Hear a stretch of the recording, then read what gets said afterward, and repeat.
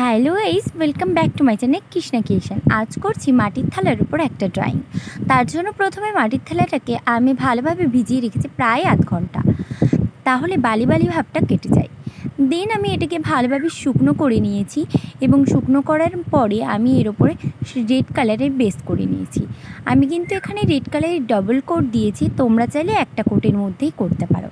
তারপরেই এখানটায় এখানে আমি কিন্তু হোয়াইট কালার দিয়েই সব কিছু ড্র করে নিচ্ছি।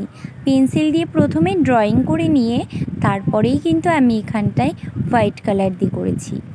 তো যাই হোক, এখানটায় কারেন্ট ছিল না বলে একটু অন্ধকার লাগতে পারে, তারপরে কারেন্ট চলে এসছে।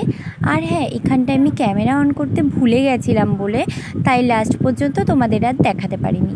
আমার মাটির থালার এই যে ফাইনাল লুকটা দেখে তোমরা বলবে কেমন হয়েছে। যদি ভালো লেগে থাকে একটা লাইক কমেন্ট শেয়ার করে দিও এবং আমার চ্যানেলটিকে সাবস্ক্রাইব করে